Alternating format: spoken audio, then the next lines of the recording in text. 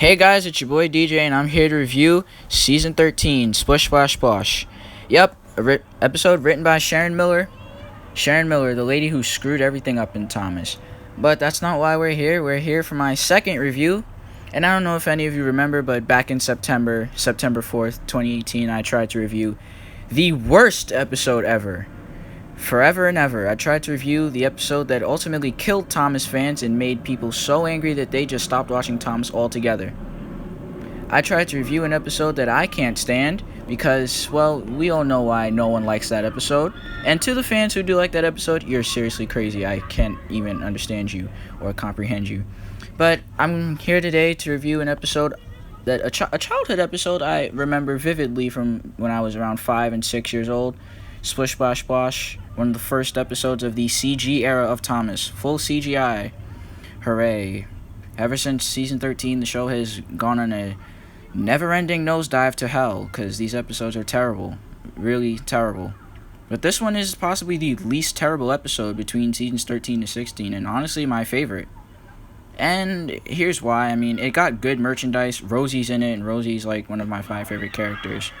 Thomas is the main character like he is in everything else, but here he's not that unbearable. He's at least kind of funny and good to laugh at in some moments, like with the scene with Emily. And hey, Charlie's in it. Charlie is a disgusting character, but I love to bully him because he's just so stupid that it's funny. But we're here to review this episode, and I'm here to actually say some positives about it and say some negatives, because this episode is a part of the Sharon Miller era. The first bad era of the series, to be honest, out of like 2. So I'm just here to start reviewing and start talking about the great stuff about this episode and the obvious bad stuff, like the writing, the animation style, and just the characterization of certain characters. Alright, let's begin. Okay, so the plot of the episode is Thomas and Rosie are just playing in the rain on a splishy, splashy, whatever you want to call it, day on Sodor. I can't believe I just said that.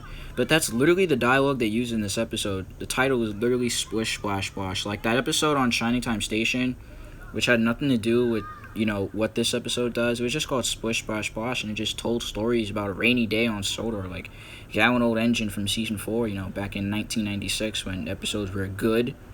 And now here we are in 2019 when episodes, all of them are terrible, and not one of them is actually remarkably worth mentioning on a good list. But the plot of this episode is that Thomas and Rosie are coming home from a heavy day's work, and something about Sir Topham Hatt wants to give Thomas a job and take Alicia Body to the town hall, and but yeah, this episode's fine for what it is. I mean, it's basic plot, basic story, basic characters, and it's got Rosie in it. The only true negative I can say is that the dialogue gets very repetitive, but that's just an understatement compared to the other episodes in this season. Season 14, 15, 16, 22, and 23. So really, I'm speaking good on this episode. I mean, I'll be honest. Other positives I can come up with for this episode is definitely Michael Brandon's narration.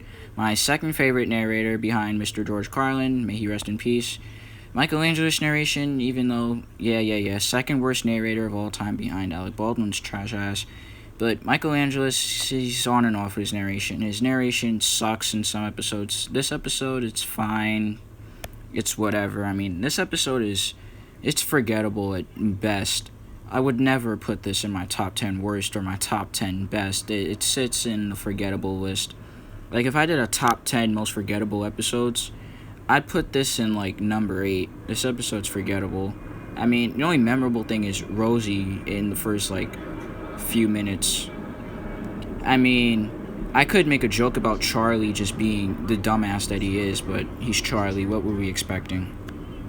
I mean, another great thing this episode does well is how it utilizes its characters. Emily and James are doing work.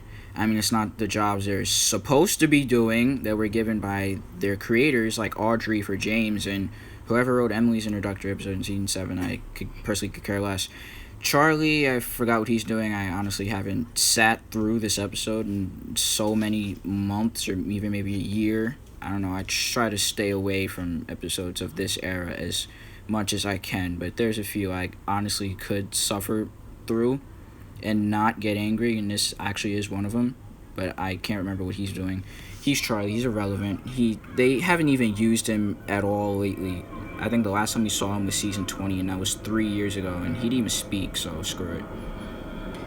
But yeah, this episode is fine. It's whatever. It's vanilla. It's generic. It's fine. I'd honestly, at most, give this a 5 out of 10. Oh, right, and I also forgot, this is a message from Sir Topham Matt. Don't forget to like, comment, and subscribe to this channel.